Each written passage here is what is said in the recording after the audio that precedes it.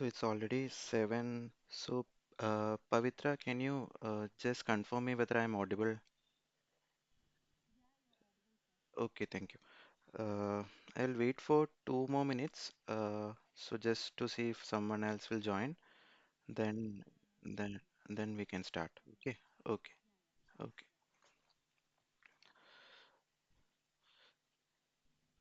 So meanwhile, Pavitra, like you can introduce yourself, like what is your background, so that.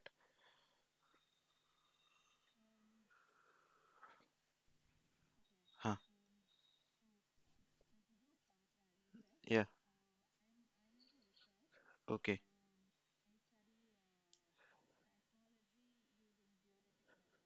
Okay.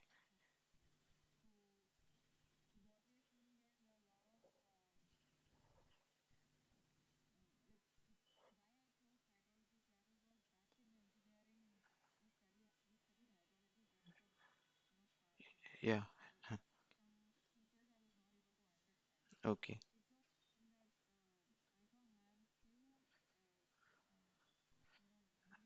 Mm-hmm. Yeah. Okay. Yeah. Yeah. Good. Okay. So I hope you have already watched the week one lectures, right? You have already covered that, right? Okay. Perfect. Perfect. Okay. Yeah. Yeah. Perfect.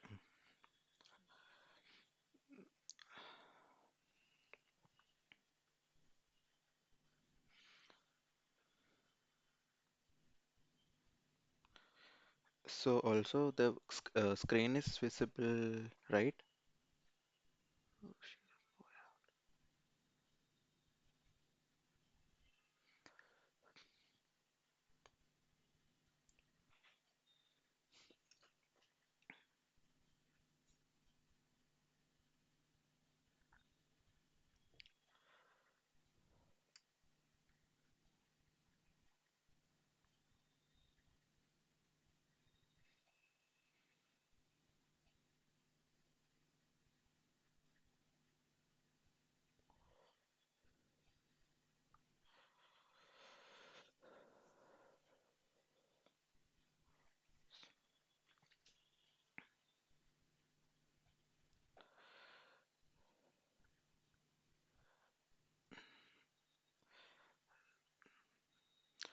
Hello, Shabnaz. We will wait till 7:05. So just to see whether someone else will be joining, and then I will be starting from 7:05 p.m.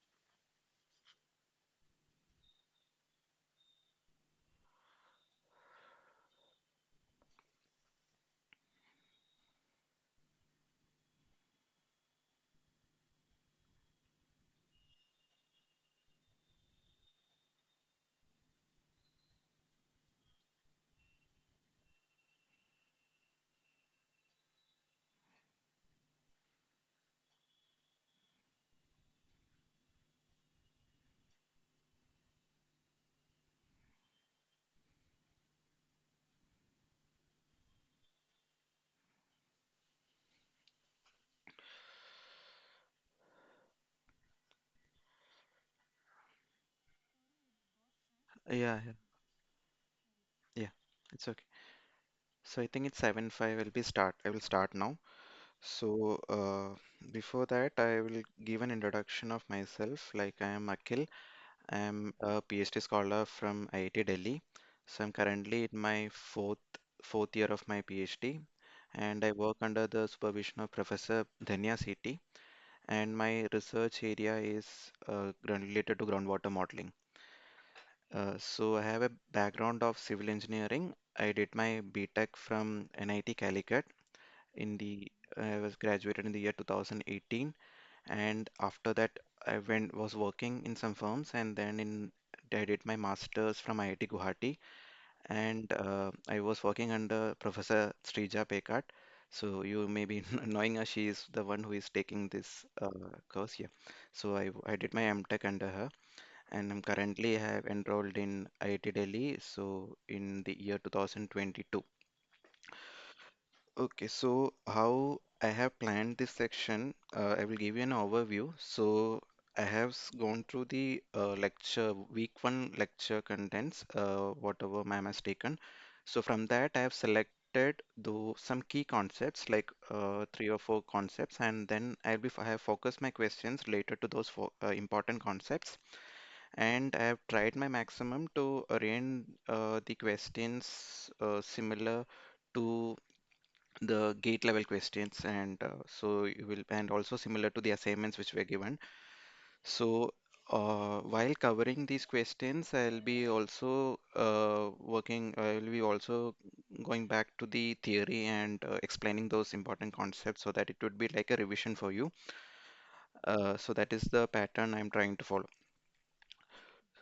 So in the week one lecture, it was basically a introductory class, right? So it gave you the introduction to hydrology, what is hydrology, and what we are going to deal in this, what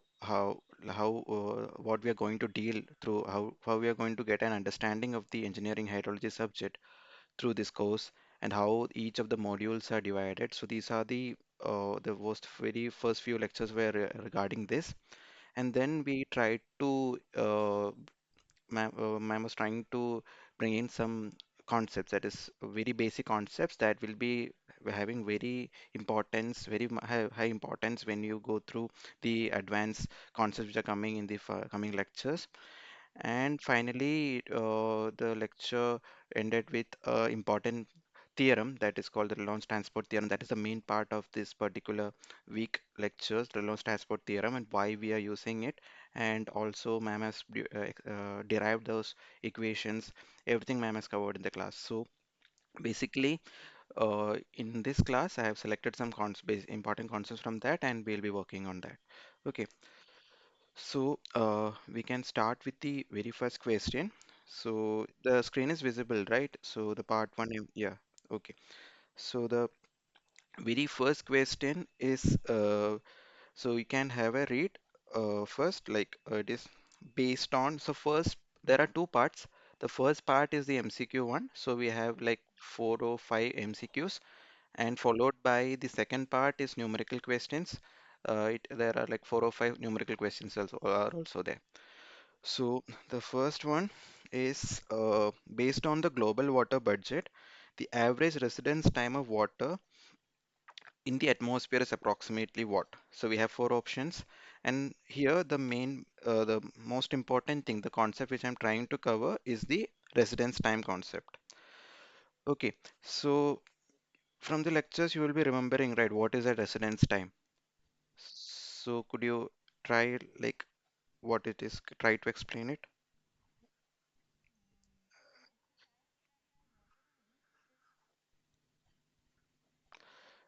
Okay. Her connection is lost. So,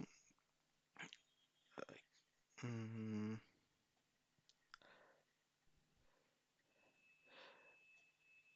so I'll wait for some time. Just check if she can, or else I will continue. This lecture I have to finish in 2 hours. So residence time. So we can start with the concept. What is a residence time? So when you have gone to the lectures, ma'am has initially introduced to you what is water cycle, hydrological cycle, right? So hydrological cycle is nothing but the circulation of the water in the Earth's surface, the subsurface, and the atmosphere, right? So that circulation is of water is called the water cycle, and inside the water cycle we have different processes happening, hydrological processes are happening in the water cycle. So the average time taken by a water when it passes through one phase of a hydrological cycle to the another, so that average time is called residence time. Okay, so residence time is nothing but, if you take an example of an ocean, so ocean will be having a very large mass of water in the form of liquid, right? So ocean will be having a very Pavitra, like I am explaining the concept now. Uh, uh, s Hello. It's yeah, yes, yes. It's okay. Yeah, yeah. We got it. S Okay. So basically, I was talking about. Ma'am has already covered the portion of hydrological cycle. It is nothing but the distribution of the water from the surface, subsurface, and the atmosphere. How that circulation takes place. And within this hydrological cycle, there are different processes that are called the hydrological processes like evapotranspiration, evaporation, and like precipitation. So these are the different processes happening. So residence time is nothing but the average time taken by a particle of water from through one phase of the hydrological cycle to the another phase. So if I can say with this with an example, if you take an example of an ocean, in the ocean there are a lot of water particles, right, in the form of liquid. So then the oceans get heated up. So the water after some time gets evaporated and get lost to the atmosphere, right, into the gaseous form. So the average time that water spends in ocean uh, before it gets evaporated or converts to a gaseous form, that average time is the residence time of ocean. Okay, so basically in this question they are asked about atmosphere, how much it would be. So before that, if you want, you can make a note of this. So we'll start with residence time. So residence time is nothing but average time taken by a particle. It can be in the liquid particle of water. It can be in the liquid. It can be in the gaseous, both state, or even in the solid state. Okay. To pass through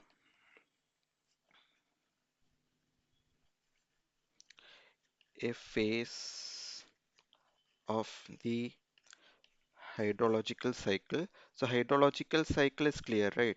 Water cycle. Simply say again is water cycle, right? So this is called the uh, residence time of that particular phase. Okay. So this is the definition, and mathematically how we represent it is, so we use the notation TR, and the formula is volume of water in that particular phase.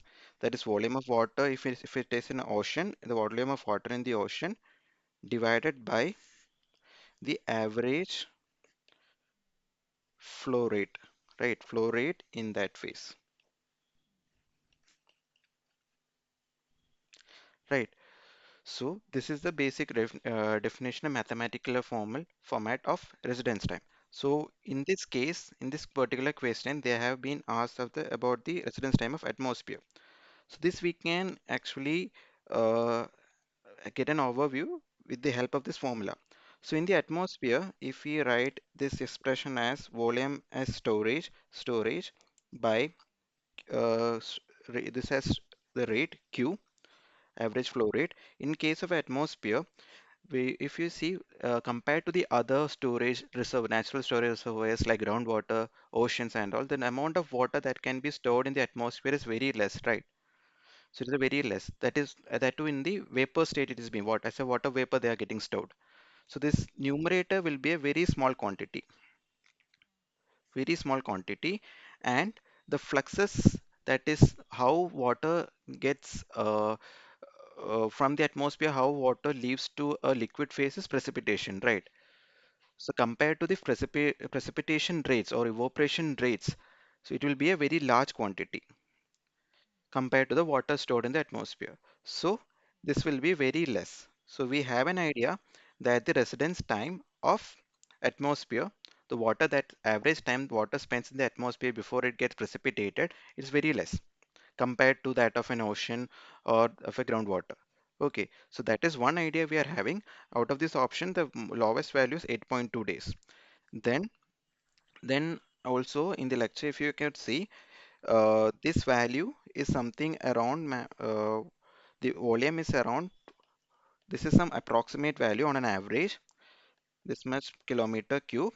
That is the volume of water that is stored in the atmosphere on an average. And water loss from the atmosphere, the rate in which rainfall happens is 577,000 kilometer cube per year. So basically, if you see this, you can see how much different is this. So this is in 12,000. This is in 5 lakh. So that is why I was saying that this ratio will be very less. So if you solve this, you will be getting it around 8.2 days, right? So, so, so one way of handling this problem is by seeing anyway you can remove all the others are in years, right? So if a water that goes to the atmosphere cannot remain there for 17 or 100 or 3000 years. So directly by the definition itself, you can go with the answer that is option A. So one additional insight which I wanted to give is that whenever a forecast of rainfall happens, if you see the Google forecast, they will give it for 7 days, right?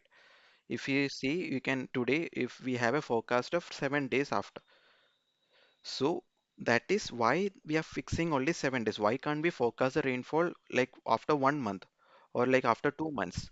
That is because the average residence time uh, of atmospheric water is 8.2 days. That means the what when the clouds of condensation happens, when the clouds are getting formed, after around 8.2 days, the clouds get saturated and the rainfall starts. Right. So after that, the whatever moisture is coming in, trying to form clouds, the all moisture will be expelled out. So after that, the system will become very redundant, so very uncertain. So only for around 8.2 days only we can track this moisture. That's why the average, like on an average, we uh, we give the forecasting for 7 days. Rainfall forecasts are available on 7 days. Okay. So this is the through the first problem. One thing is clear is the residence time. What is the residence time? And if you see for atmosphere, it is having very uncertain, like it is very short memory is there for only it lasts for around 8 days. But if you take the example of groundwater, so groundwater and all, if a rainfall happens and then it flows to the surface and it goes infiltration happens, and once it reaches the weather zone, it travels along the weather zone and reaches the groundwater, then it will this water to come out, it will take around 100 to 10,000 years. Like a water particle that reached the groundwater, if it has to come out of that, like come out to the, it has to come out through as a base flow to the surface water, then evaporation will happen, right? So till that time, it is like 1000 to 10,000 years. For shallow, it will be 1000, and for deep, will be around 10,000 years. Okay, so you can see the difference, how much is atmosphere is uncertain and how long the groundwaters are there. So groundwater is a very slow moving component, and that's why we are more able to, like if you see the models nowadays, we are able to model groundwater better than this atmosphere, because the atmospheres are very uncertain. It is very difficult to track these particles, but the groundwater, it is a slow moving component. It is very, so it is has an advantage of we can model it, we can track those water, right? So these all concepts comes from this particular term residence time. Okay, so the first question is done. So we'll move to the second question. So the second question is, you can read it along with me or just try to understand it. So in the RTT is clear, right? Reynolds transport theorem. Yeah. So in RTT equation, if the extensive property is represented by total energy of the fluid, what is the corresponding intensive property? So through this question, that I think I know the questions are simple, but the through this I am trying to revise you through the concept. So there are two important things in this. One is the extensive property, and then the second important thing is the intensive property. Okay. So can you give a try? Like you remember what is extensive, intensive? Yeah. Or not no need of a proper definition. Whatever you understand from that, that is in. Mm.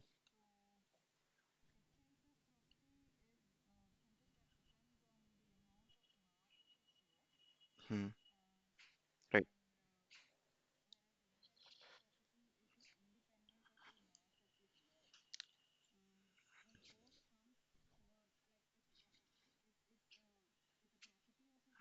Hmm. Yeah. There's a relation. Yeah, there's a relation. Yeah. Yeah.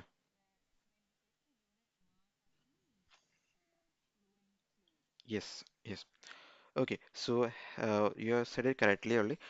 So basically, these are the properties of fluids, right? So fluids, why we are saying fluids means we are dealing with both liquids and gaseous state, right? Both are there. The water is present in both states in our water cycle. So what is an extensive property? What is intensive property? So the extensive property and intensive property.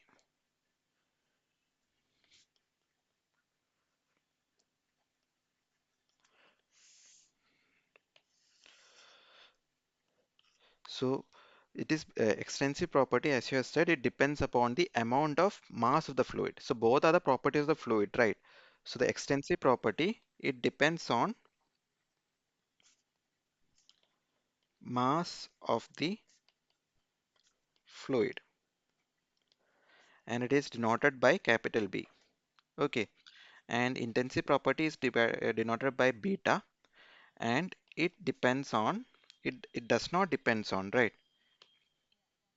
Independent. It is independent of, yes, it is independent of the mass of the fluid. So could you give the examples for both? For extensive property?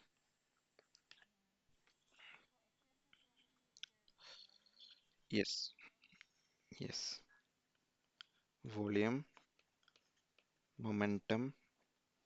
Also, mass is also an extensive property, right? Yeah, mass. And for intensive, yes, velocity. So velocity does not depend on mass.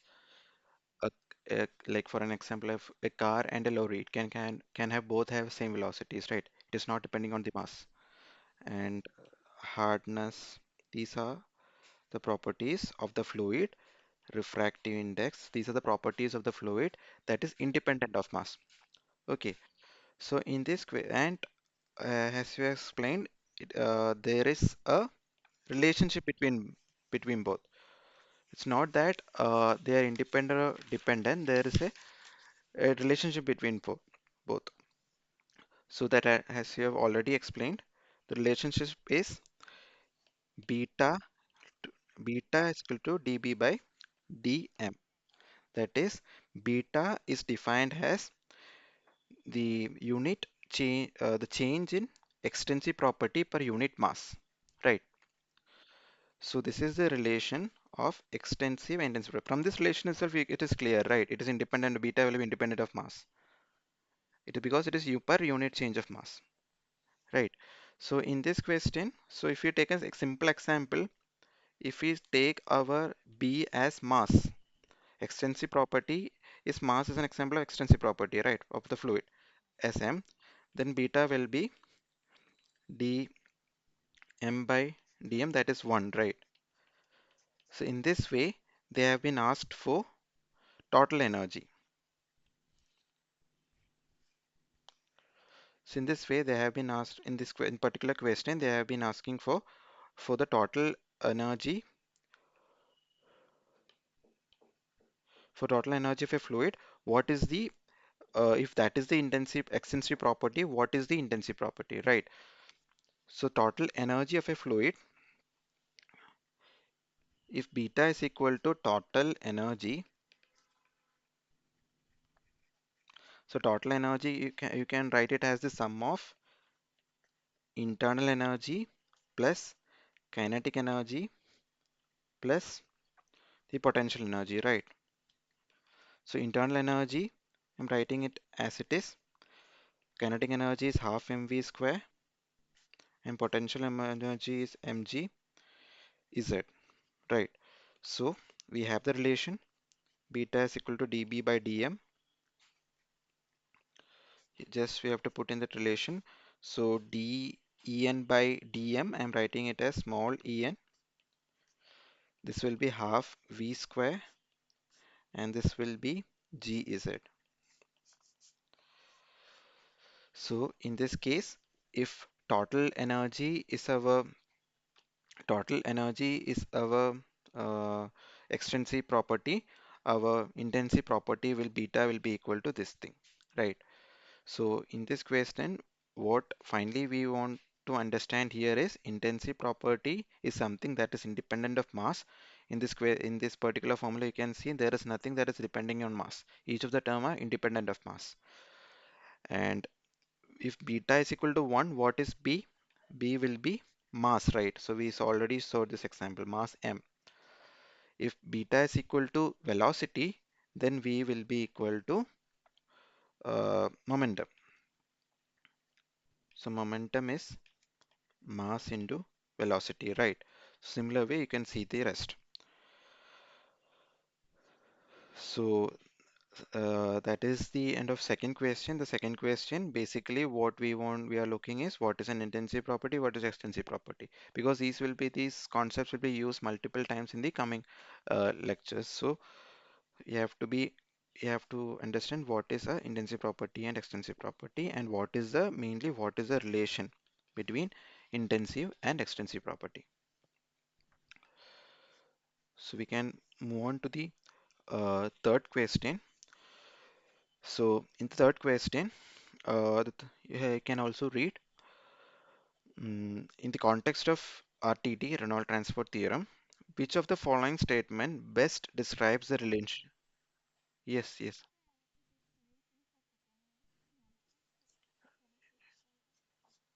Solution. This one.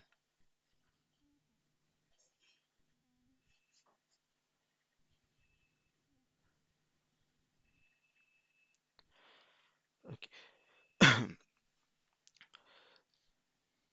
So basically, yeah. the- So you understood, right? Yeah, yeah. So we can move on to the third question. So yeah, in the third question, uh, basically, you can just have a read in the context of RTT. Which of the following statements? Uh, so we are moving on to the third question, Pavitra. Okay. Uh, uh, okay, it's okay. So in the context of RTT, which of the following statements best describe the relationship between a system and control volume? So through this question, my intention is to cover these concepts. One is the RTT, one is system concept, and one is the control volume concept. So these three concepts we are trying to cover or revise through this question. Okay, so there are different statements. So before jumping into the statements of these options, we can once three all these concepts, then come back to these options. Okay, so uh, so you you in the question you already read, right? So the main things are coming in the points in the options. Okay, so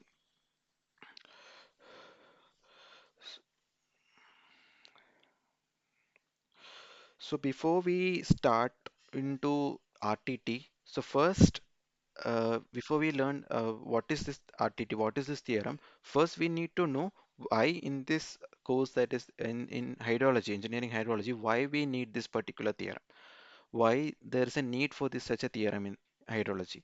First, we need to understand the need of this, then we will be seeing what is RTT, and then we will be seeing these concepts and all and in detail. Okay, so so in the very first question, I have already explained you what is hydrological processes, right? So hydrological processes are nothing but different processes that are a part of that are the part of the hydrological cycle, right? So hydrological processes. So if we can give some examples are precipitation,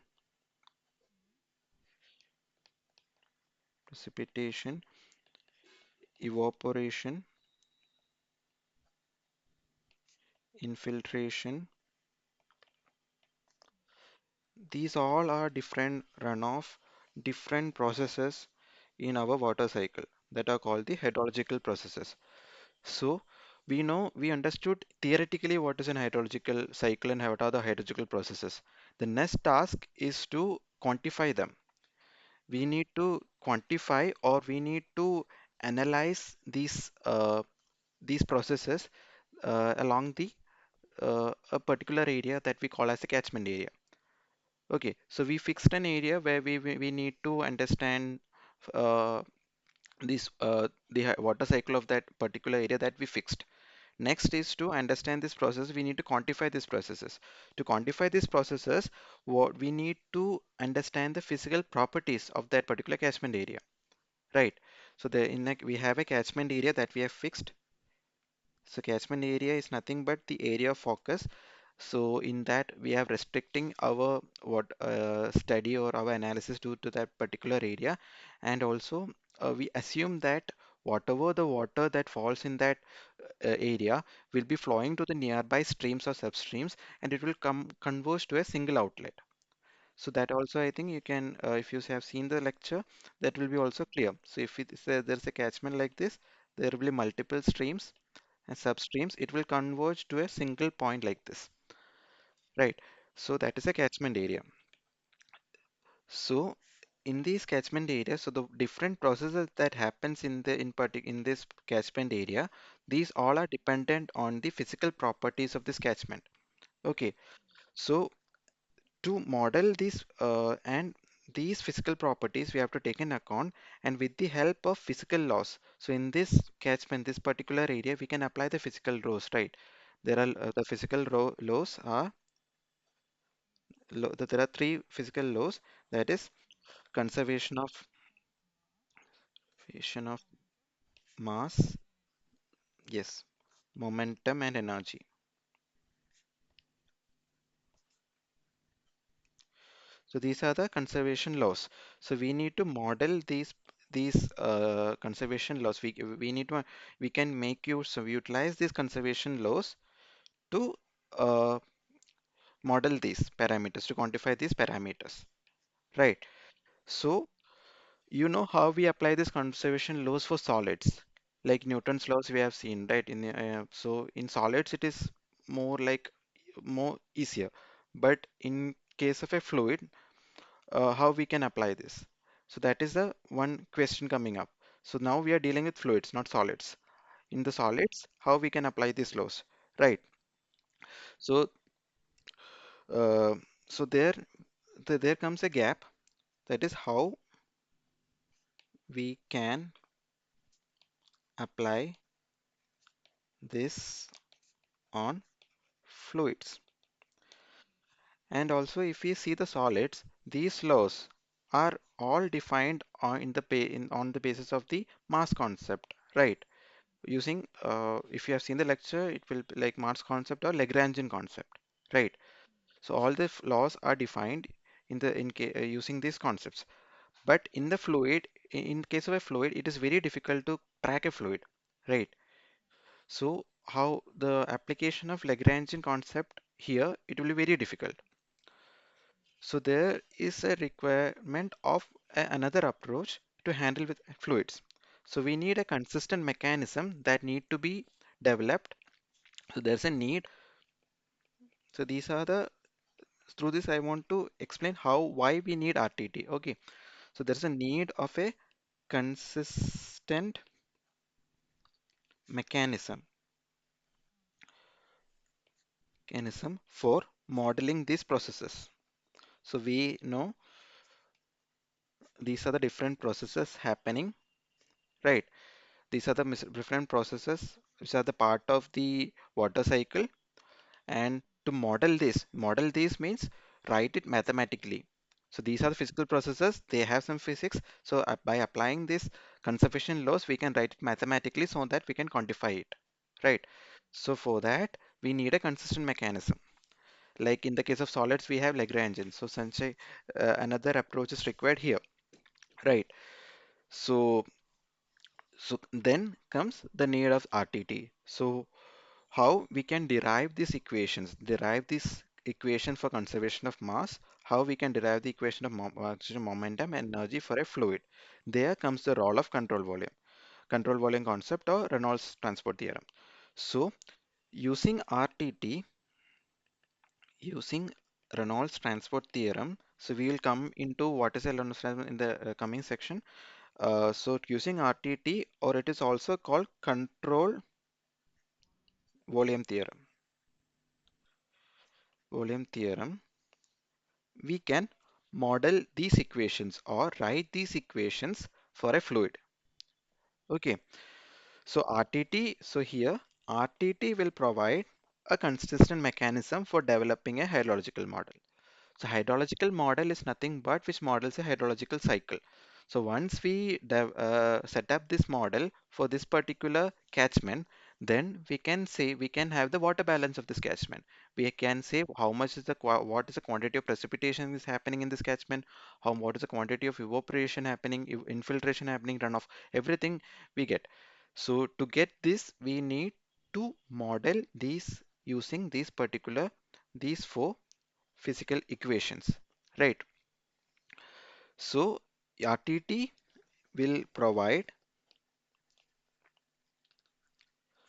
a consistent mechanism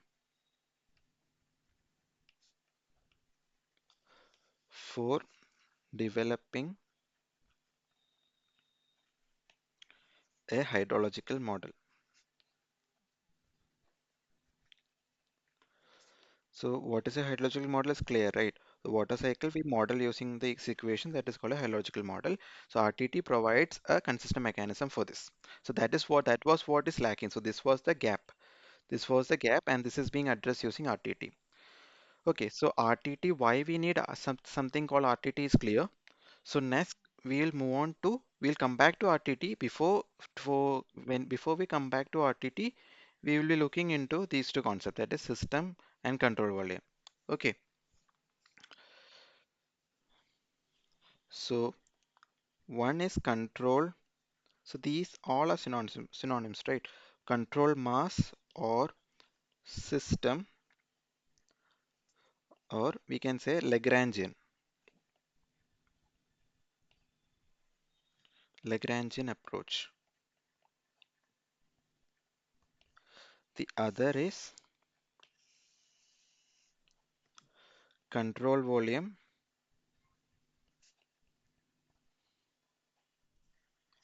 or we call it as Lorraine approach.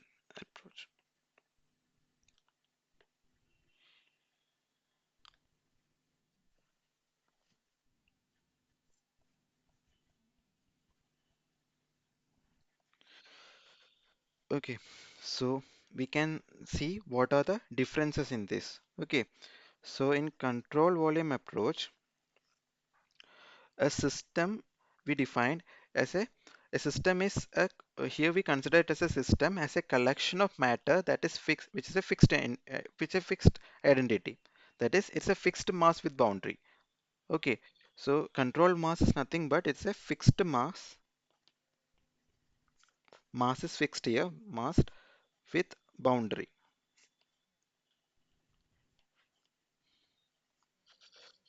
Yeah, this is a discrete material. But in case of control volume, it's not a fixed mass. We are fixing the region, right? So it is a fixed region in space.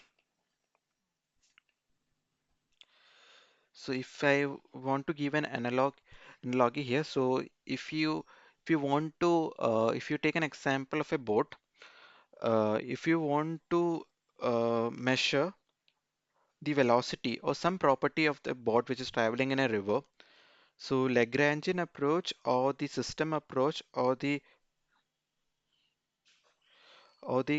control uh, is the screen still shared? Yeah, no, yeah. So if you want to track the boat, some property of the boat, and you are traveling, so the one approach is you can sit inside the boat and track its location, right? The another approach is you can stand outside the in the banks of the river and see the motion of the boat, right? So that is the difference of both the approaches. In one approach, we are moving along the system. So there the mass is fixed, the mass that is a boat that is fixed, and we are moving along the mass particle. And in the rain approach, we the frame of that is our eyesight. Our eyesight is the frame that we are fixed and we are tracking the boat. Okay, so that is the difference between uh, Lagrangian approach and Euler-Renyi approach in a simple way, in simple terms. Okay, so here the region in the space region is fixed, fixed region in space. Second point is Lagrangian approach consider particle as discrete. So as I already said, particle is considered to be discrete, and this and if we consider like a or if we consider system, we can say it as a collection of discrete particles in that way. Okay, so each particle is considered to be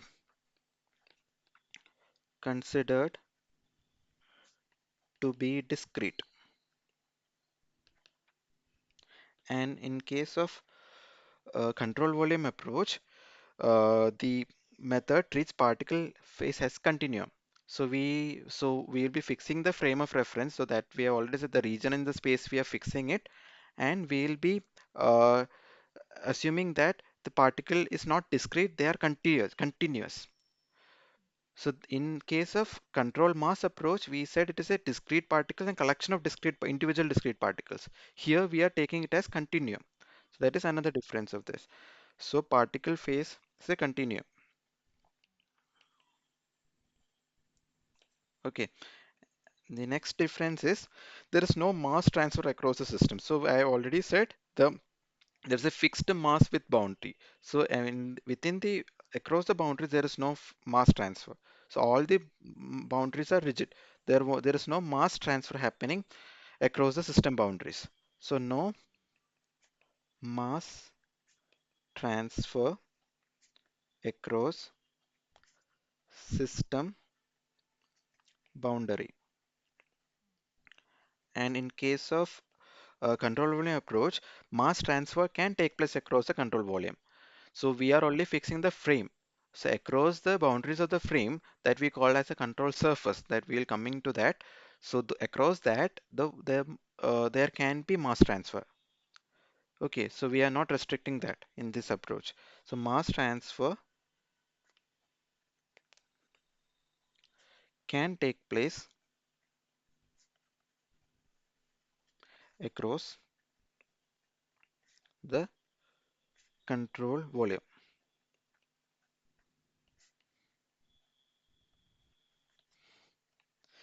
So the final point is most this I have already explained. Most of the fundamental laws are derived using this. So all the different fundamental laws that we already saw, they have been derived using this. So fundamental laws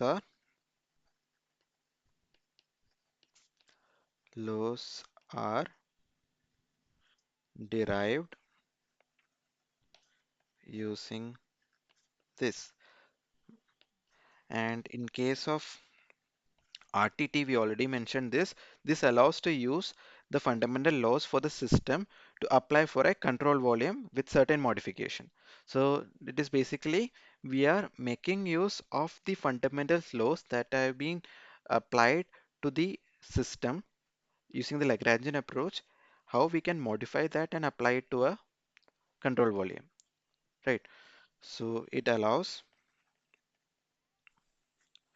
to make use of the fundamental laws for the system to apply for a control volume with certain modifications.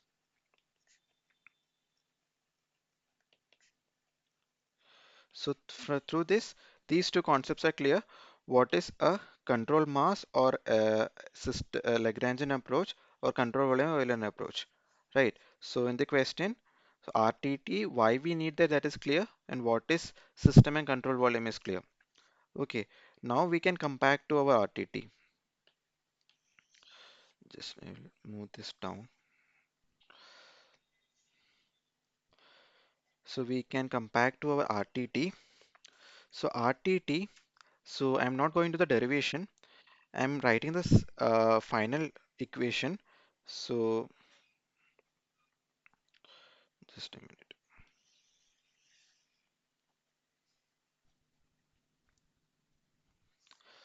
So the final equation is something like this: dB by dt of the system. So this is nothing but B is our extensive property. So we already know what is an extensive property. So this term, that is the LHS term, is nothing but time rate of change of extensive property of the system.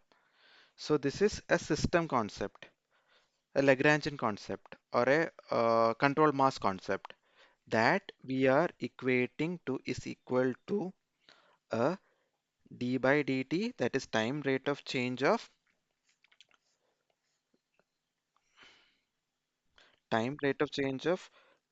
tr- uh, triple integral that is in volume integral beta rho dv. V is volume, beta is the intensive property corresponding to the extensive property B, rho is the density of the fluid, plus double integral across a control surface. So the boundaries of the control volume is the control surface. Clear? So beta rho V dot dA. So V is a vector, dA is a vector. It's a dot product. So this is basically the RTT theorem. So the derivation of this, ma'am has already given the lecture. So finally, we will be ending up this particular term. So the first here the first term is already, I have already explained, that is time rate of change of, so this is time rate of change of extensive property B of the system, and this particular term is d by dt is there, so it is time rate of change of extensive property stored within the control volume. So we are integrating across over the control volume, right? So the integral is over the control volume. We are fixing a control volume and we are integrating throughout the control volume. So it is a time rate of change of extensive property stored within a control volume. So this is what the second term represents.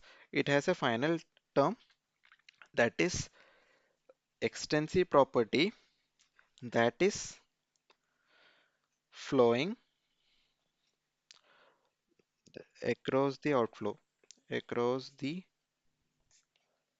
outflow and inflow cross section. So when we define a control volume, we have a inflow cross section and outflow cross section. So we call it as boundaries. So how much intensive property that flows across the outflow and inflow? What is the net? That is how much is the net? Net inflow minus net outflow. That is represented by the third quantity. So these two,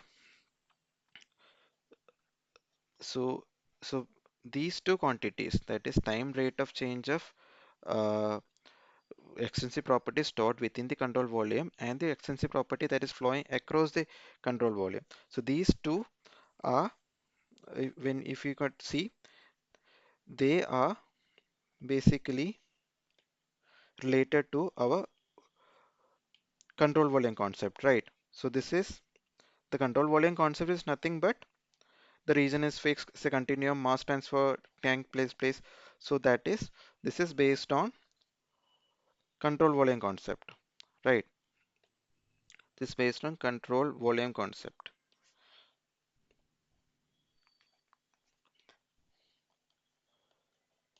or Eulerian concept, and this is based on system concept.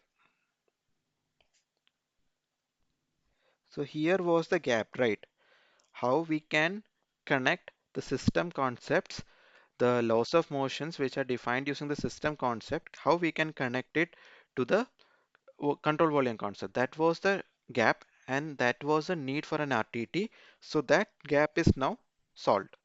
So we have the system concept being connected to the control volume concept. So RTT is nothing but we use that because we are dealing with fluids. We have well-defined uh, fundamental laws which have been defined in the Lagrangian concept. We need to connect that to the Eulerian concept, to the control volume concept. That connection, that gap is being handled by RTT. So that is why we introduced you RTT in the beginning lectures itself, so that whenever we come across, so one more thing you have to keep in mind is these all will be used to model these hydrological processes. So when the lecture comes about the evaporation, or there we'll be using same equations to derive the expression for evaporation so that we can quantify that, right?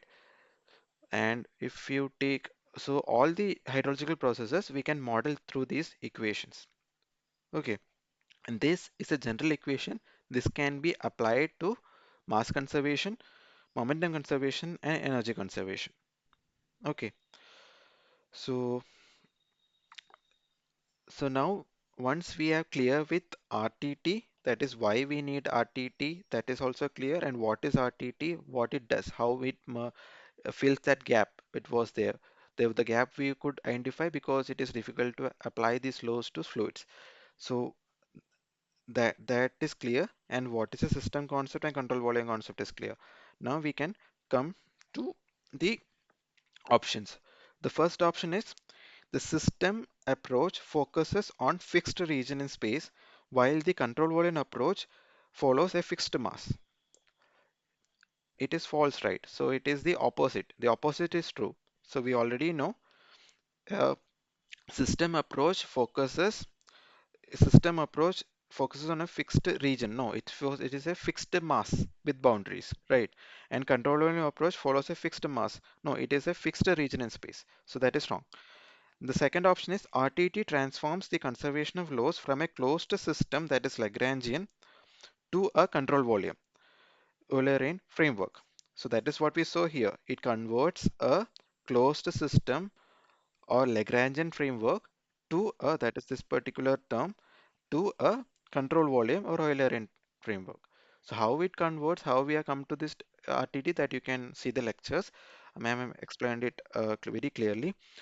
Uh, so basically, it does this purpose. So that is true. So the answer is B.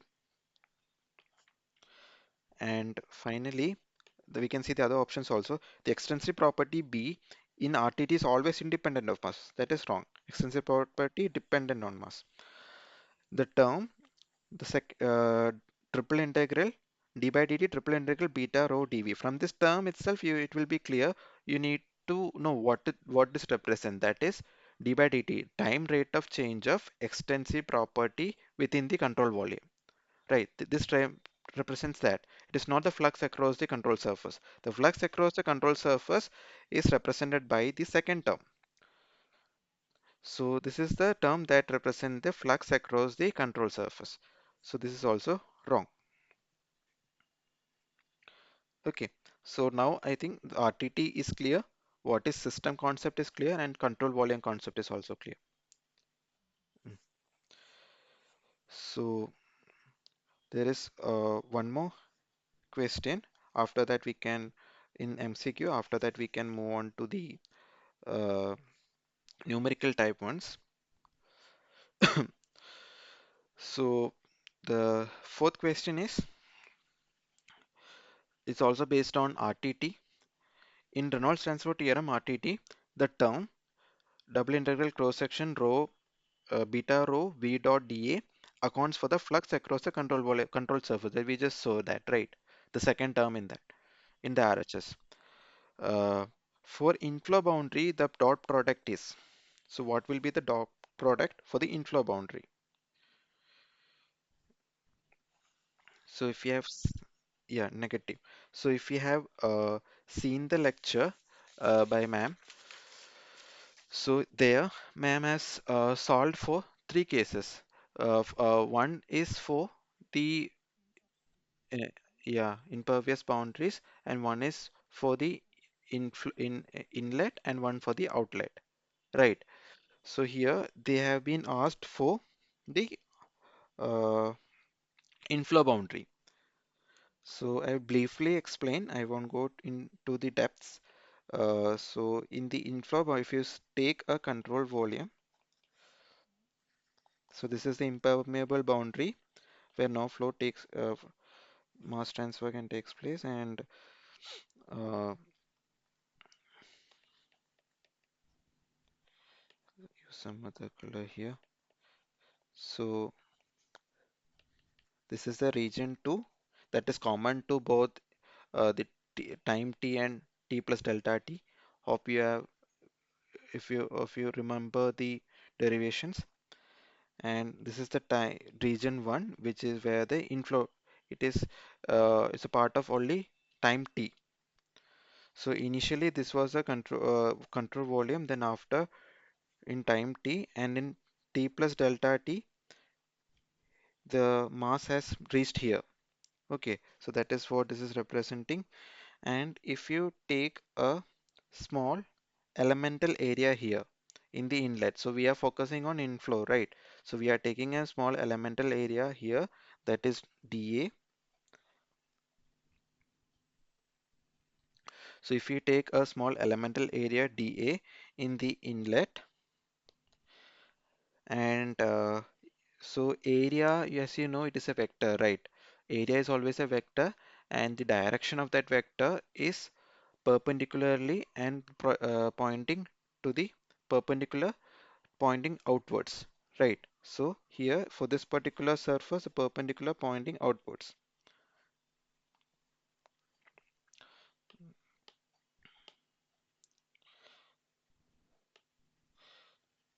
So this is the unit vector. So we defined dA, that is elemental area, and the unit vector, and we have, if we consider in the inflow region, if we consider a small elemental tube of length delta L, dl, delta L, which is along this particular path, and water is flowing inside, right? So the velocity of water will be, or fluid will be in this direction, V. Okay, so basically we are taking the dot product of velocity and area. So we need the dot product of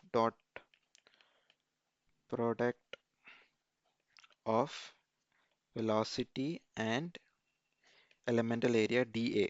So the angle between the dot product, that is the area vector and the velocity vector, here will be 180 minus theta, right? So the angle between these two are 180 minus theta. If I could extend the velocity vector, so this would be 180 minus theta, right? So here the dot product, we can expand it, right? V dA cos theta. So it will be V dA cos 180 minus theta minus V dA, right? So it will, dot product will be 180 minus theta, and it will be negative. So similarly, if you do it for the outlet, it will come it as positive. And if you do it for the impermeable surface, the flow dot product will be 0. So there are the three cases that ma'am shown. So why we are getting a negative in the inflow? That is because the area vector and the velocity vector, the angle between them is 180 minus theta. Okay, yeah. So that is the end of the new MCQ questions. So mainly we had covered the RTT. What is RTT? Why we need RTT? What is a system concept? What is a control volume concept? And what is extensive property? What is intensive property? And also what is a residence time? And why the weather forecasting happens is given for 7 days. So all these we have covered in this particular through this MCQ questions. Okay, so now we can move on to the numerical questions. So numerical question, I will give you like 2 or 3 minutes to read and understand. Then we will be solved. You can try once. These are all simple questions. These all are mainly based on water budget equations, that is water balance equation, and some will be related to the residence time also. So you can try. I will give you like 2 3 minutes. You can try. Then I will be solving it. Okay. Yes.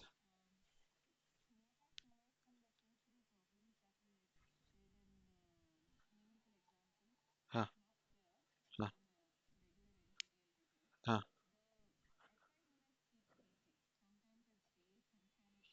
Yes. Yes.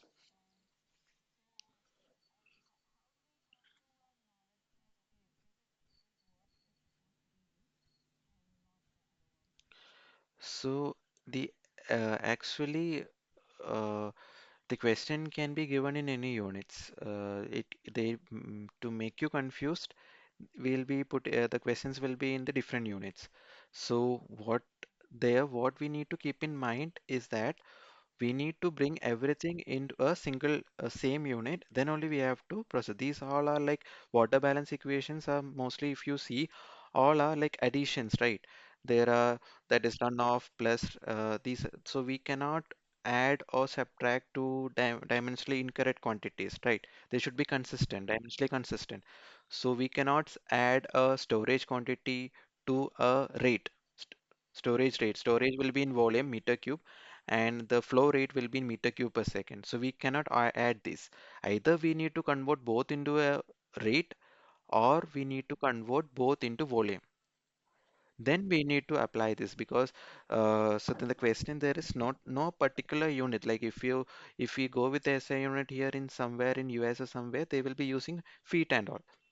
So there is no consistent unit anyway. So whatever we do, when we know that our equations are like addition or subtraction in that format, so we need to uh, we cannot add to dimensionally inconsistent quantities. We have to convert everything to a dimensionally consistent quantity in similar unit. Then only we can do it. So unit conversion is the only mainly first two. We need to keep in mind two things. One is to understand the water balance. We have to consider all the quantities given the water balance. Then we have to neglect those which are said we can neglect in the question. It will be said, or it will be a very small value, you can neglect it. And the second thing is to keep in mind is to mm, bring everything into a single unit. Either you can work with flow rates, or we can work with volumes. That is your choice. Okay, so you can start with the numerical answer type question.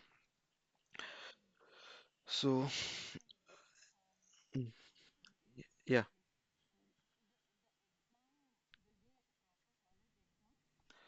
I'm not that clear about that. I am also the first time I'm taking this TA, which is a part of my like, yeah. So uh, exam you can contact. I think the details will be given in by the NPTEL team. So maybe I think they you will be a date will be announced to you, and you have to go to a particular center where will be you have to write the you have to attend the exam. That is a particular center will be there. From there, you have to go and write the exam. Something. yes, yes. So that you can, for more details, you can contact the NPTEL team. Yeah. No, I think both. That I'm not sure. That you need to contact them. So mm, by next week class, if I get an idea, I can let you know. Yeah, yeah. So coming to the our numerical answer type question. So the first question is directly a water budget equation problem. Like basically we are doing the mass balance. Yeah. So the question is a catchment of an area of 2,500 kilometers square. So here itself the problem starts like it is in kilometers square. And you can see also mm's in the all other terms are in mm. Right. So catchment area is given of 2,020 kilometers square. Receives a rainfall of 1,200 mm. The average runoff is 450 mm. So in this question, if you could see, all the quantities are given, right? We are just with rainfall is given, runoff is given. We are not doing anything. We are directly giving in the rainfall to 1,200 rainfall happened, and they are saying 450 mm of runoff happened. How they got this 450? How they got the evaporation is equivalent to 150? These are quantities. If you want, we'll be making use of RTT, and we will be deriving expressions. From that expression, we'll be giving our precipitation as 1,200, then we will be getting runoff. So this is a model system. The catchment we have already, whatever of an area of 2,500, we already modeled it and we got these values, and they're directly giving us the values just to test us if you know the water balance concept. Okay, so here uh, the catchment area is 2,500 kilometers square, and the this area receives an annual rainfall. Annual is the yearly rainfall. But for one particular that year, the annual rainfall is 1,200 mm.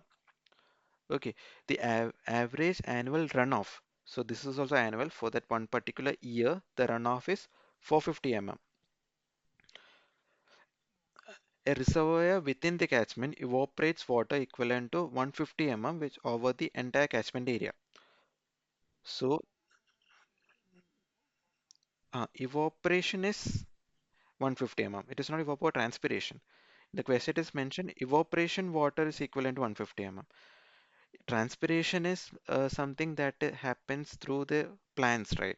The plants, it will take in water through the roots. It will use that for the photosynthesis process to make food, and as a output of that, it will be releasing carbon dioxide and some water through the leaf opening, that is called transpiration process. So usually we call this transpiration and evaporation. So evaporate transpiration happens to the leaves and the soil nearby to the to those plants. There will be evaporation also will be happening, right? So in such cases we call it as a single term evapotranspiration because transpiration plus the evaporation happening in the nearby soils. But if but in the even the evaporation can happen in the water that is present in the leaves. The leaves can store some water, right? That we call it as a canopy storage. When rainfall happens, some water will be stored by the leaves.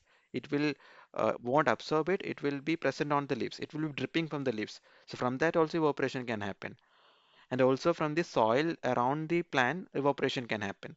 So all these, so since these all are happening together, we call it as evapotranspiration. But in the case of oceans and all, like a reservoir or an ocean, there is no plants, only evaporation happens. So in that case we call that term as evaporation. But it comes to a vegetation, we call it as evapotranspiration, transpiration plus the evaporation from the leaves and also evaporation from the nearby soil. Okay. So that is the difference of evaporation and evapotranspiration. And so evaporation happening is 150 mm. That is a loss to the system, right? So from this now we have a catchment. We know precipitation is something a inflow to a system. Water is coming to the system, and runoff is some water is going away from the system. That is outflow. And also evaporation is also another loss or outflow to the system. Uh, and the groundwater storage increases by 150 mm. So the water, if you say the storage is happening in form of groundwater, the groundwater storage has increased by 50 mm in that year. So all this happened, and we found that we modeled the groundwater also, and we found that the level has raised, and now the storage has increased by 50 mm.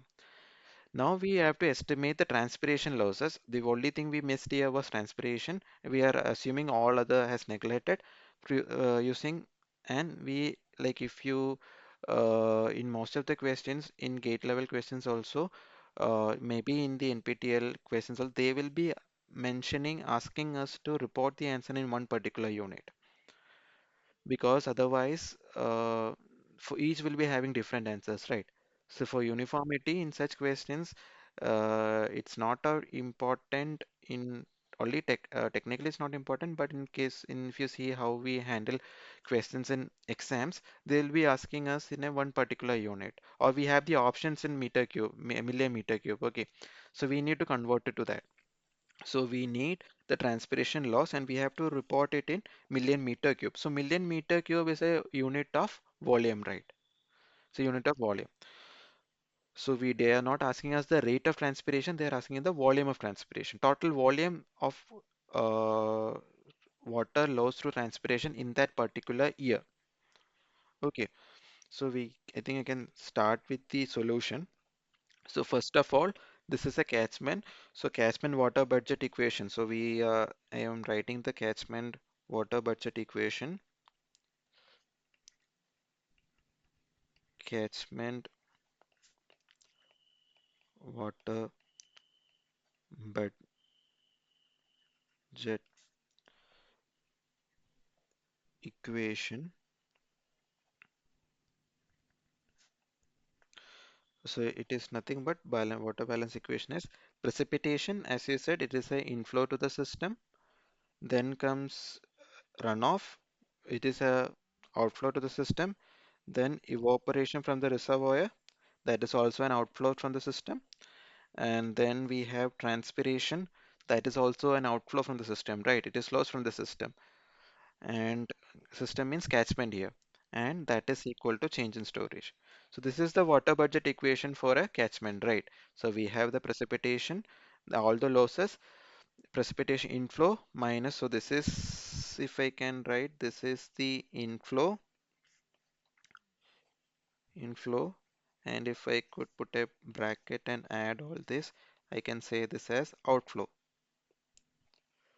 So inflow minus outflow is the change in storage. So here this change I'm writing, it is not the rate of change in storage. Change in storage is in volume. So all units are volume. So I need to substitute P as in volume, R in volume, E in volume, and T is also in volume. Okay. Uh,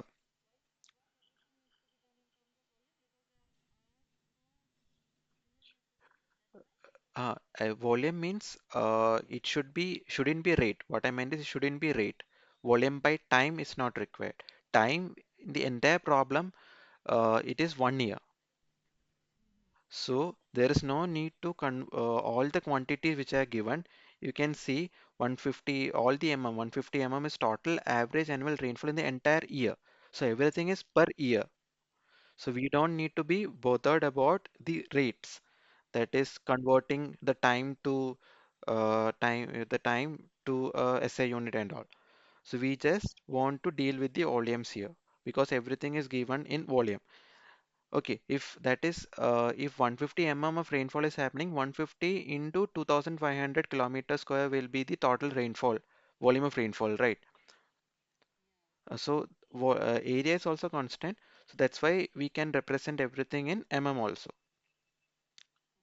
Okay, so basically, the precipitation is I think 1200, right? 1200 is precipitation. So I will write the unit also along with this.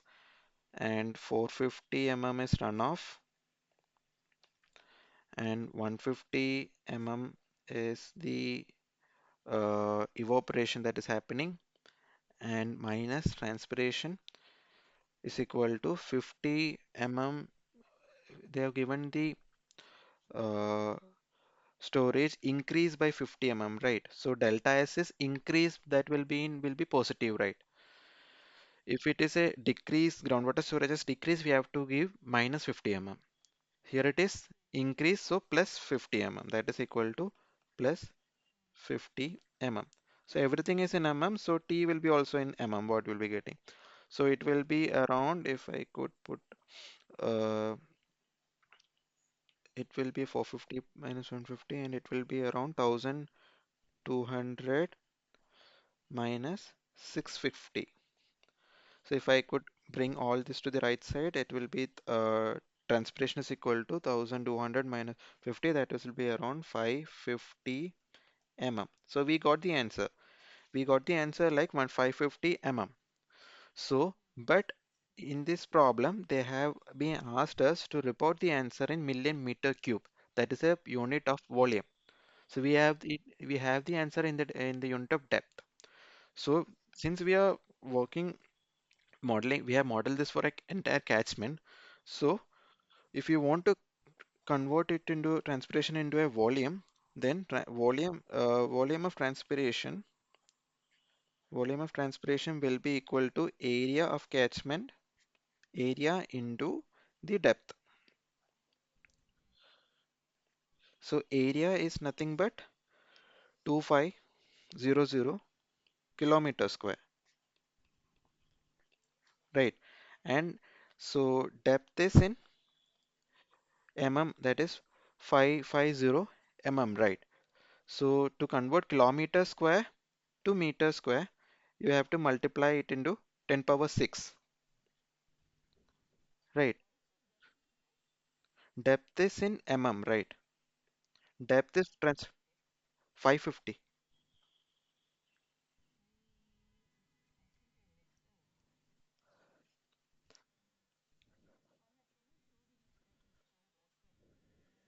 Yeah.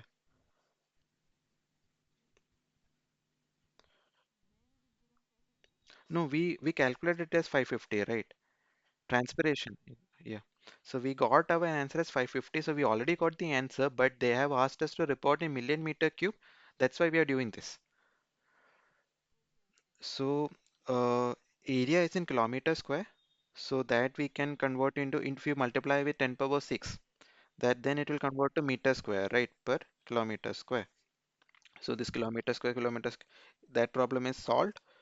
Then we have our depth as 550 So this we can con 1 by 10 power 3, right?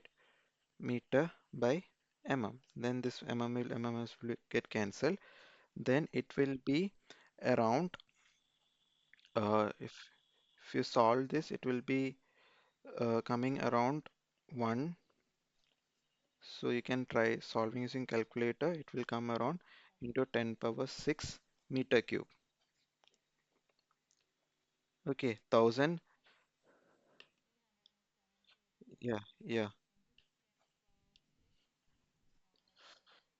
So this 10 power 6, 10 power 6 is equal to 1 mega, right? 1 million, right? 10 power 6 is nothing but 1 million. So we can report it as 1375 million meter cube. Yeah. So that's how they will be asking us in one particular to report the answer in one particular unit, or the options will be given in million meter cube. If the option was in we can directly put it as 150 or the options will be a mixture of and meter cube. So you have to select from that. The option there will be 500 cube, and there will be an option of 1357 millimeter cube. So you have to do both. Okay. So the only thing to keep in mind is you need to be familiar with the water budget equation. The second thing is you should be convert everything while we are doing addition. So everything should be dimensionally consistent. Addition and subtraction should be consistent quantities. You should not add volume and a rate together. So you have to convert everything into volume or everything into depth or everything into rates. That is the only thing you have to keep in mind. So next question is a similar question, that is we have done it for the first case we have done it for a catchment. Now we'll be doing for a water balance for a lake. Okay, so just a minute, I will note this down.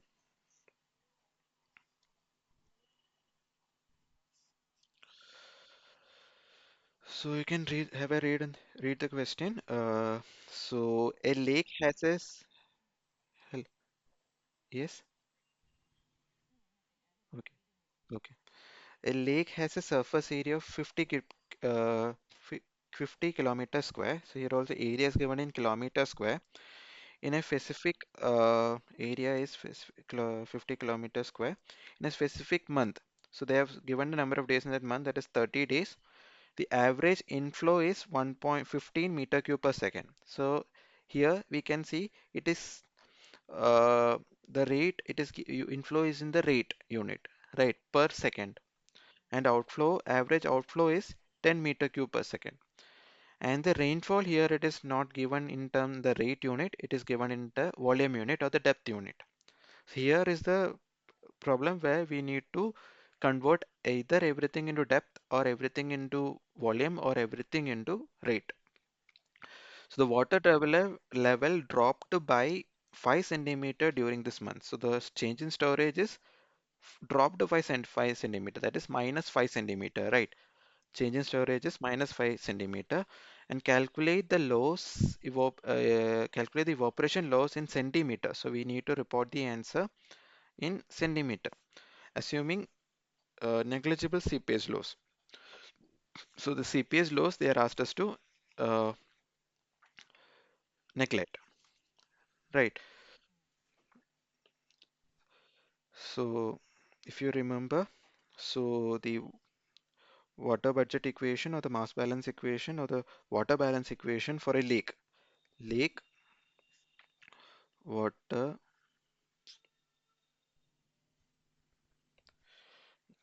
just a minute, recall,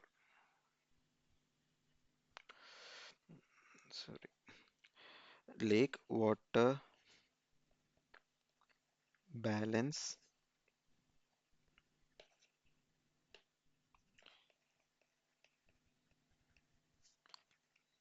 equation. So we have to so this is based on this particular concept, that is lake water balance equation, that is similar to the catchment water balance only. There will be some new terms coming in. So here they have mentioned inflow and outflow, right? So first let's convert everything into SI unit. To avoid confusion, we will convert everything into SI unit. So we can start with the time. So here they have said the time is 30 days, right? So the time T,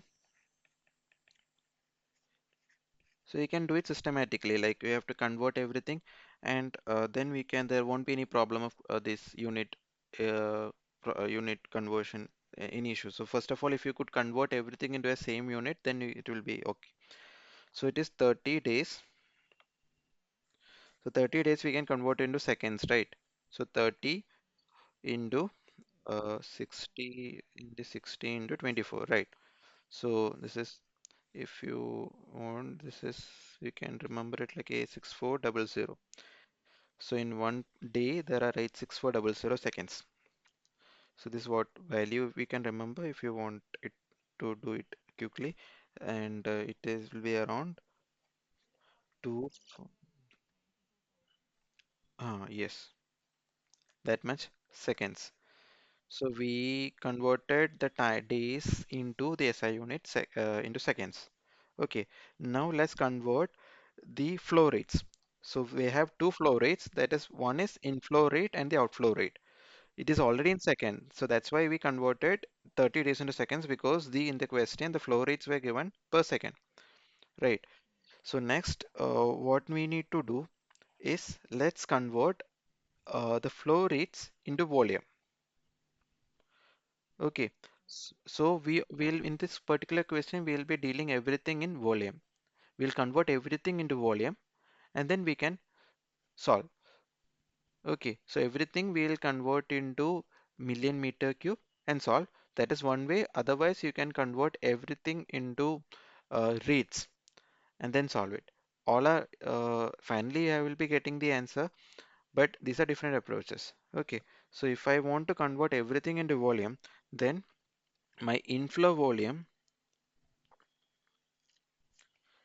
will be I will be 15, that is that much meter cube per second, right?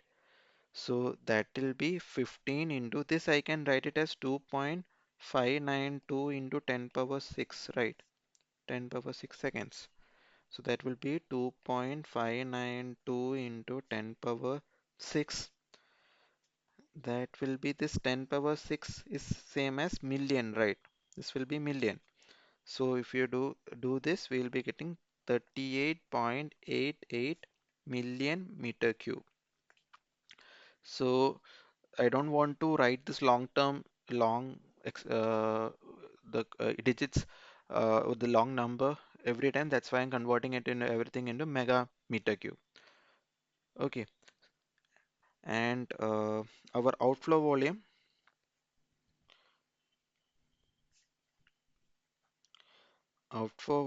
Q will be 10 into same quantity 2.592 into 10 power 6. So we just have to 10 power 6, we can take it as million. So it will be around 25.92 million meter cube. So inflow and outflow is in million meter cube, right? So next is rainfall. Rainfall is in depth. So depth we need to convert into million meter cube. And also similar way our uh, drop in water level, change in storage is also in depth, right? That is also we need to convert it into volume. So for that, precipitation, that is P, precipitation P or rainfall P is equal to 0, that is 10 centimeter, that is 10 by 100 meter, right? 10 by 100 meter into, we can multiply it with the area, right, to convert it into volume. So area is into 50 kilometer square, that is we know 50 into 10 that much meter square, 10 power 6 meter square. So this 10 power 6 nothing but million. So we'll be getting it as getting this around 5. So that is 5 million meter cube, right? And similarly, the storage loss. Storage stores delta S is minus 5 centimeter. So minus 5 by 100 into 50 into 10 power 6. That is will be equal to minus 2.5 million meter cube, right?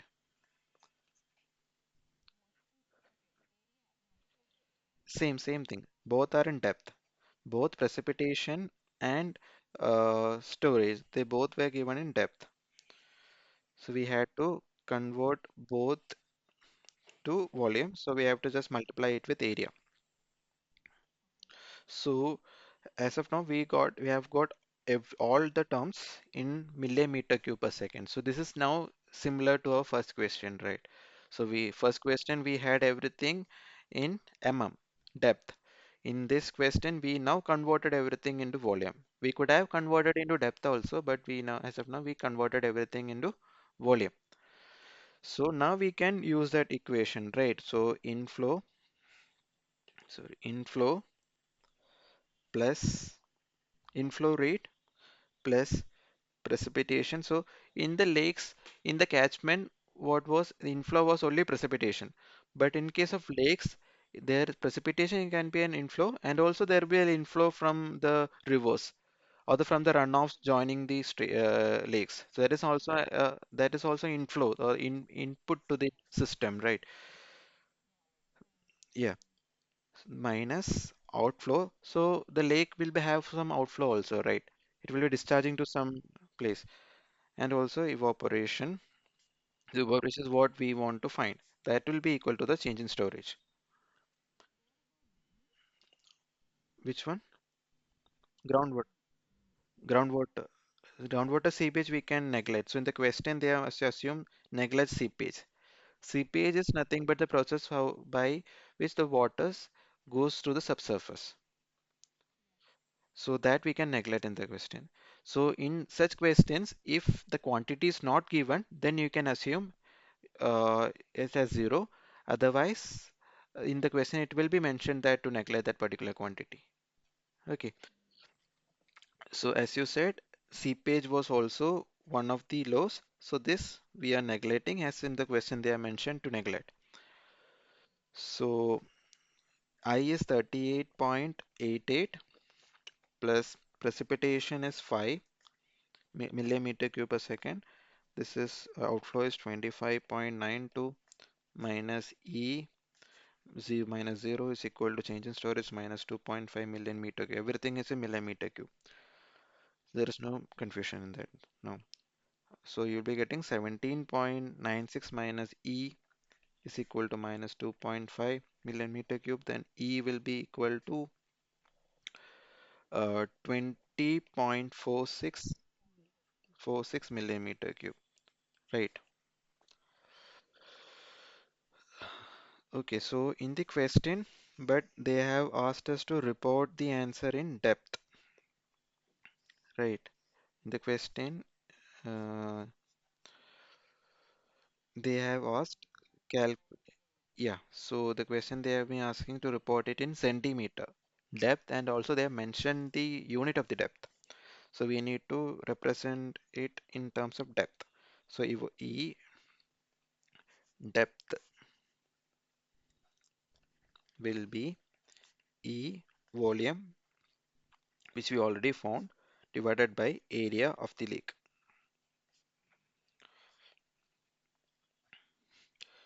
That will be 20.46 into 10 power 6 meter cube, right?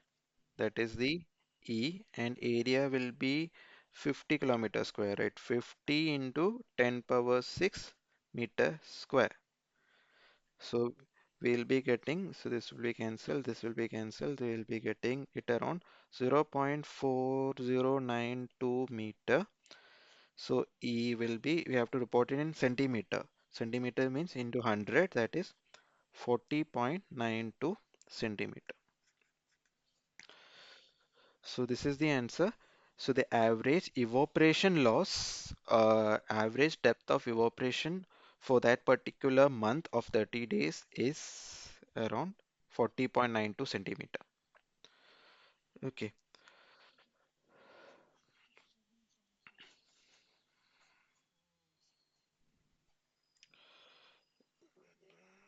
So once that is done, we can move on to the seventh question.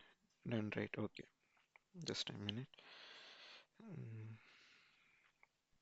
So the next question, total have made 8 questions, I think. Two or more questions are there. Yeah. So the next question is related to residence time. So residence time concept we already saw, right, in the MCQ question. So we saw the definition, we also saw the mathematical form, how we represent the residence time. So residence time is nothing but, so here first case we were dealing with the residence time of atmosphere, and we saw that it is very short. It is somewhat around 8 point something, 8.2 days, and that's why we have the forecast and all for 7 days. So here we are dealing with ocean. So we are dealing with ocean, and they have mentioned what is the area, the total volume of water in that ocean, that is in kilometer cube. So this much is the volume of water in the ocean. Total volume of water in the world's oceans, all the oceans in the world is approximately this much volume. The total annual evaporation, so water is stored in ocean in the form of liquid, right? So it can escape from that form to the another form, that is to the another phase of the water cycle through a hydrological process, that is evaporation. So evaporation will happen, and water particles which are there in the liquid form can exit to a gaseous form. So what is the average time taken by the particle to remain in the ocean or in the liquid form before it escapes to a solid form? So that average time we define it as residence time. So that is clear. So we are dealing with the residence time of an ocean. So the volume is given. The total annual evaporation from the ocean is this much. So both are given in kilometer cube, right? So calculate. So and also in the evaporation you can see it is annual evaporation. This is the total volume of water, but evaporation it is given in volume, but it is per year. It's actually a rate. It is per year. And calculate the average residence time in ocean in years. So we need to calculate the answer in years. So round off to the nearest integer. So this also is also something you can see in the exams. We'll be asked to round off to the nearest integer if it's something like a MCQ question or a numerical answer type questions. So we have to be clear with that also. Uh, so basically, we already know the equation of or the formula for residence time, that is equal to the storage divided by the flux. That is storage is S and flux is given by Q, right?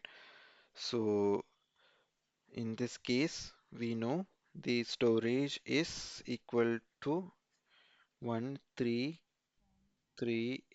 into 10 power 6 kilometer meter cube.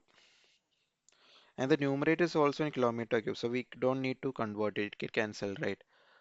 So in this question, in the numerator, we have the volume as rate has Q, rate has 436.5 into 10 power 6 kilometer cube per year.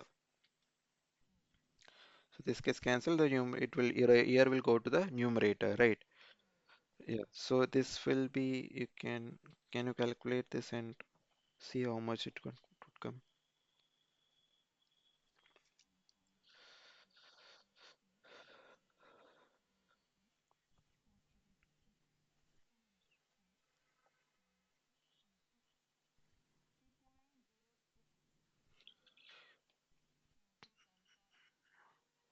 Okay, 3.065 into 10 power 3. So that will be nothing but 3065, right? That much years. So they have asked us to round off to the nearest integer. So it will be 3065. S-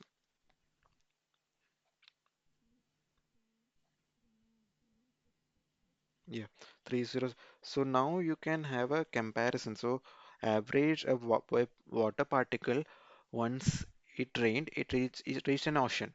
Okay, so that one particle which reached the ocean, it will take around 3065 years to go back to, on an average, it will take 3065 years to go back to the atmosphere through the process of evapotranspiration. So that is why, for in case of a ocean, the residence time is in years, but we saw for the atmosphere it is in days, right? So if you go to the very first question, if the question was for atmosphere, we could have gone for the option D.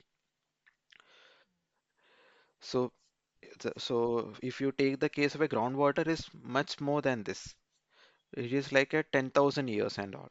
For deep aquifers, it will take around 10,000 years of residence time. Okay. So here, only thing we need to keep in mind and keep the concept that we need to keep in mind is that we have to convert everything into same unit. That is, if this was in meter cube, we have that conversion we had to do it here. If the answer was to be reported in some other units like days or something, we have to do that conversion here. So it's always storage divided by rate. Okay. So actually we have two more questions. Yeah. Mm. So these two are similar ones only, but one more concept, not concept, one more, I could say one more type of question, type of the one more different type, because here there is something. I will come into that. We will assume a linear variability. So how there are in the previous year gate questions also there are many questions in which they have used this. So what do you mean by this, and why what do you mean by this linear variability, and how we can tackle such questions, that we'll be seeing in here. So these are also water balance only. So basically this is this is based on the basis of a reservoir. Okay. There is a storage reservoir that operates with the continuity equation. So inflow minus outflow is equal to change in storage, rate of change of storage, right? So at t equal to 0, so the continuity equation is inflow minus outflow is equal to rate of change of storage. So at t equal to 0, inflow is 40 meter cube per second, and Q outflow is 25 meter cube per second. Both are in reads and both varies linearly. So they are saying the quantity Q varies linearly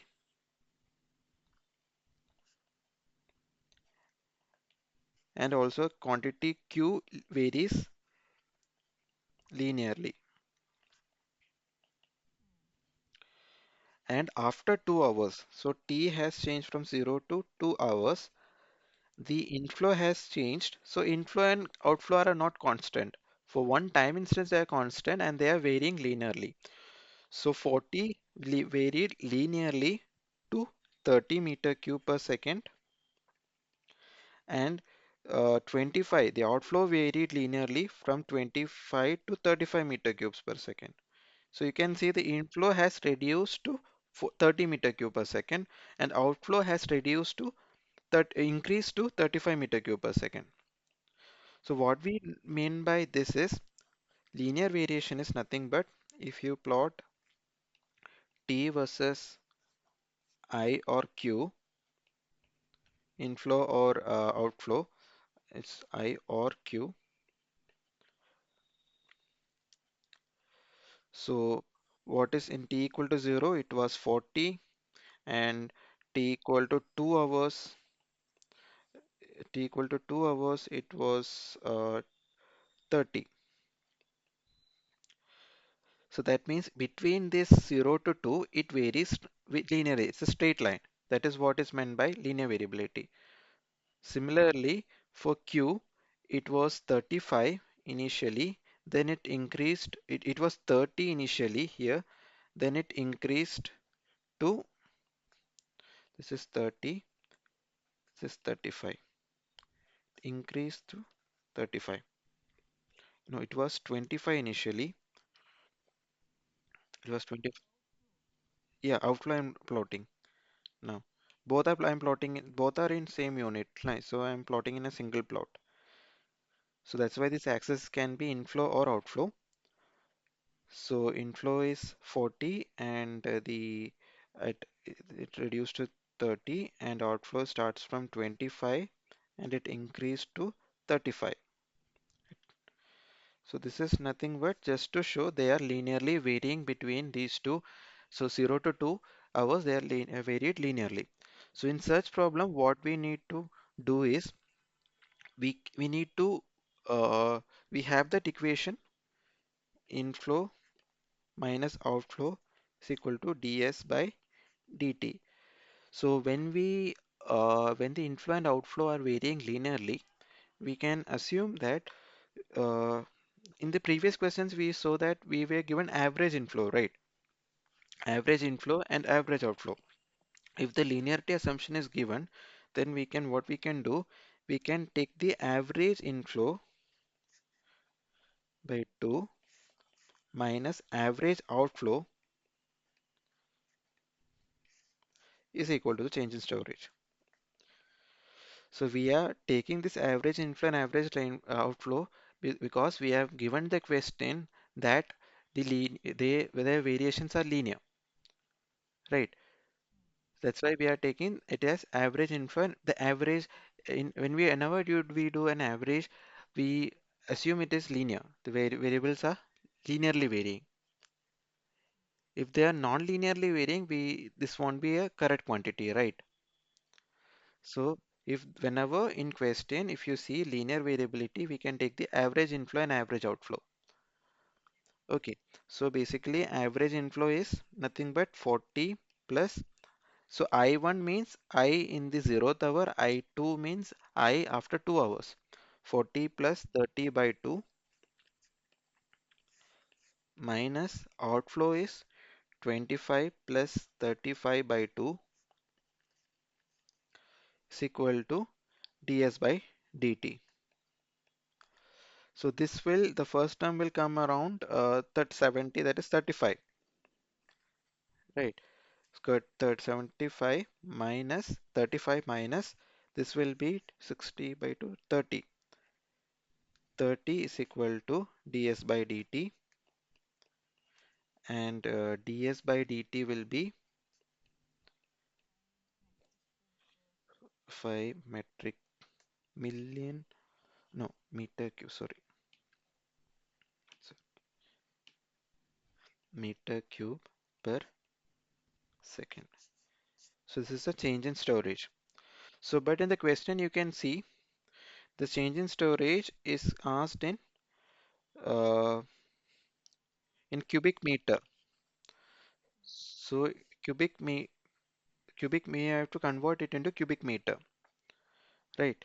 And this is actually a rate, right? So from this we have to find ds. ds by delta t is equal to 5 meter cube per second. So delta s will be nothing but 5 meter cube per second into delta t. So this delta t should be in seconds, right? Then only the unit will be matching. So the delta, yeah, so it will be 5 meter cube per second into delta t is, so delta t is 2 hours, right? So 2 hours means 2 into 60 into 60 minutes, 60 seconds, right? This much seconds per, s- so this much seconds. This is 2 hour, so hour gets cancelled, seconds get cancelled.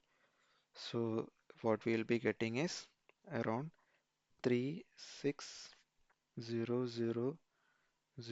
meter cube. Hope you are getting the same. 36,000 metric cube. So, so the total change in storage will be 36,000 meter cube. So only thing, additional thing that we need to keep in mind here when they are saying the quantities are varying linearly, we can take the average rate. So the previous questions you can see the average inflow, they were already giving us the average inflow and average outflow. You can see the average inflow is given, directly they were giving average outflow was given. But in this question, they are giving two different values at two different time. Then we are, and they are also mentioning that the rates are varying linearly. Then we can take the average. Okay, so we'll come to the final question. Uh, So it is a aquifer based question, that is a groundwater based question. So, so an aquifer has an area. So area of the aquifer is given in kilometer square and has a natural recharge of 150 mm per year. So you know what is a recharge, right? What how the yeah. So the rainfall happens, the water infiltrates, it passes through the weather zone, the unsaturated zone, and finally it reaches the water table. So that entire process that when if it reaches the water table, that is called recharge. So the amount of water passing through the water zone and reaching the groundwater table, that amount is 150 mm per year. So yeah, so what the happens nowadays is in each year we have a natural recharge happen. We have our monsoon. So from that some recharge comes and our groundwater get replenished. What happens is when it is in the summer, pre-monsoon, when there's a shortage of water, farmers will pump water using the pumps, right? They pump out water. That we call it groundwater abstraction. So if the groundwater abstraction rate is more than the natural recharge, we call it as a non-renewable pumping. So each year, if we are each year annual abstraction rate is 150 mm per year, and we are pumping out more than 150 mm, so year by year the groundwater table will fall down, right? So that is one of the main issue being faced now. So now the non-renewable pumping has increased. Pumping to the renewable rate is okay, but non-renewable pumping, it's year by year, it will cause problems. So we have the aquifer area, we have the natural recharge. So if this natural recharge is not enough, we go for interventions or policies like installation of artificial recharges. Uh, hmm. So the farmer pump out this much volume of water. So this is a loss from the system and the base flow. So base flow, you know the concept of base flow, right? Base flow. Hmm, hmm.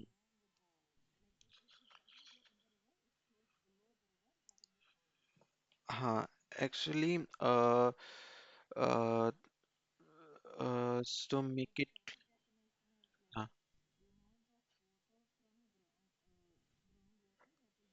yes, yeah, that is the correct definition. That is, if we have a terrain like this and there's a river here, so we have our groundwater table somewhere here. So this is the ground surface. We have somewhere here, and it will meet at the river. So water will be flowing. So groundwater table is something like this. If you take an example, if this is the groundwater table, so water will be flowing from the groundwater to the river. So that is called base flow. And the water that reaches the surface through precipitation, it will percolate through the pores and reaches this groundwater level. This is called recharge. And there is one more term which I want to introduce, that is called interflow. Interflow is nothing but what this flow is called runoff, right? The flow that happens along the terrain. Similarly, water will seepage through the soil and it won't reach the groundwater level, but in the saturated zone it can flow, a lateral flow can happen, and that will come and meet the river. That is called interflow. So there are two things. Base flow is the groundwater that is flowing to the river. Interflow is the water, it infiltration happened, it reached the unsaturated zone. From the unsaturated zone, it has not reached the groundwater level, but before itself, for say example, groundwater level is here. It has not reached the groundwater level, but along the unsaturated zone, the flow happens and it reaches the river. That is called interflow. So base flow, interflow, and uh, recharge. So these are the different terms or the processes terms in the water cycle of an aquifer system. Yeah, and also runoff. So you have to be clear with these terms. We have at least we need to be an idea that is something that is an input to a system or an output to the system. Then only we can apply this water balance. So what is the net change in groundwater storage in cubic meter? So that we need to find the change in storage and we have to report it in cubic meter, right? S- cubic meter, that is volume. Yes, million cubic meter, that is volume. So we have already discussed catchment water budget, lake water budget. Now we'll be going reservoir water budget also we saw. The final one is the groundwater water budget. Groundwater budget. Okay, so first we'll start with the inflow. For a catchment, the inflow was precipitation. For a for a lake, the inflow was precipitation and also the inflow from the streams. And for the groundwater, the only inflow is recharge. So one possible inflow is recharge. Another, so I wanted to add one more when there's another inflow happening nowadays is the discharge from rivers. So I showed you this figure, right? So here the groundwater table, there is water in the streams. And the groundwater table is in this particular level. But if with excessive pumping, groundwater table is going down. The groundwater table is going down like this, then water from the river starts discharging into the groundwater. So that is not a good thing. That is called river discharge to groundwater. The rivers get dried up. The surface water gets dried up. That is a consequence of too much pumping or the depletion of groundwater level. So a natural recharge natural inflow to the groundwater is the natural recharge. So that is how much that is in 150, that is equal to 150 mm per year, right? So that will be, I can convert it, everything we can convert it to million meter cube. We need the answer in million meter cube, right? We can convert everything into million meter cube. So it will be 150 uh, mm per year. So this we can to convert otherwise I won't write the unit. To year we can convert it in by 100 if you by 100. Hmm. Yeah, it is 1000 meter, 150 yeah, by 1000, right? Into 10, just a minute, into 150. So we are converting everything into millimeter cube, right? So we need to multiply it with, or we can do one thing. There is everything is in year per year, right? So there is no need to change the uh, time unit. We can keep it as in per year, everything, and we can keep it in one year, per year, right? So this would be 150 by 1000 into 100. So 100 is the area, that is 100 kilometer square, into 10 power 6 meter square. So this is the area of the groundwater or the area of the aquifer, and this much is the flow rate, that is this much meter per year. So this will be solving into 15 into 10 power 6 meter cube per year, or it will be 15 million meter cube per year, right? So similarly we can work out for so that is the only inflow have coming to the groundwater. So the outflow, if you see,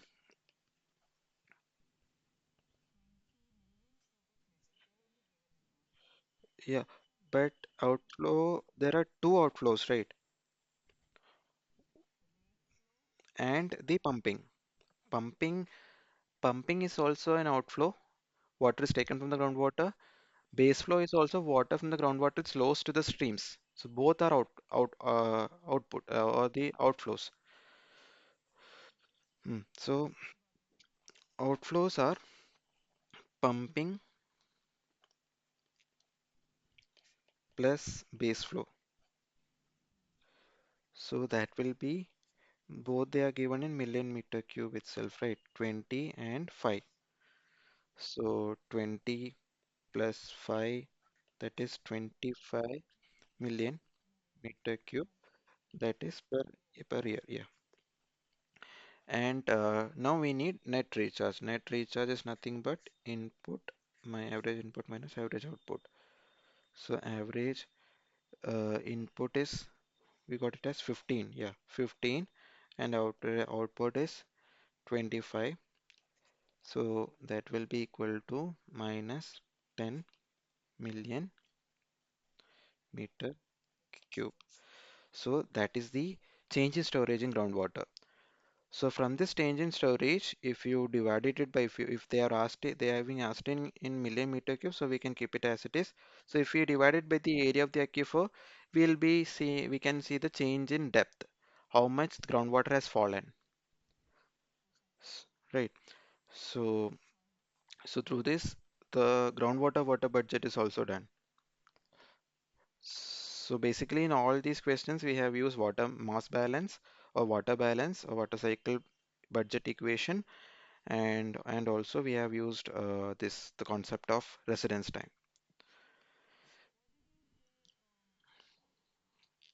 Mhm.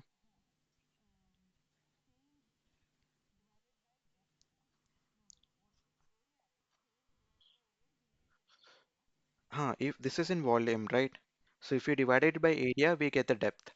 So if you want to report the answer, what is the uh, decrease in the depth of groundwater? If the question was how much the groundwater storage, how much fall was there in the groundwater's depth, or something like that. If the so in the previous question, I think there was a question where they were asking the ground. Here we can say the water level dropped by 5 centimeter, right?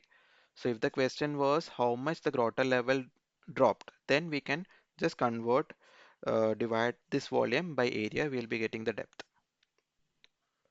Okay, so I think it's 9. I'll be closing this section. So the next week, we can continue with the second week content, that I think it is atmospheric water. So, if we have any doubt, I will share my detail. My name is Nikhil J, and I will share my email ID.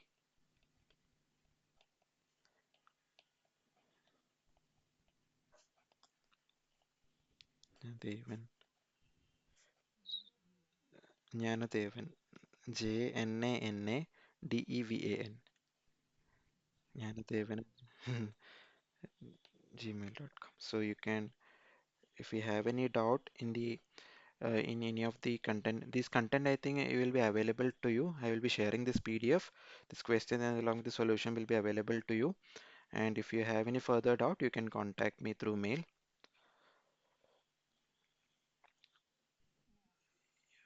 Okay, then I will. If you have any further doubt, you can ask any. Okay, okay. So I think I can close the section. So thanks for joining. So hope to see you in the next week. So next week, I think there will be a change in the time slot. I think it will be from Monday. So the NPTEL team will make the announcement. It will be from my slot will be on Monday, 6 to 8 p.m. So there was a 1 hour overlap with the other TA. So from the next week onwards, we are shifting my slot to Monday, 6 to 8 p.m. Okay. So thanks for joining. So I'm ending the section. Thank you. Yeah, thank you. Thank you. Bye. Bye.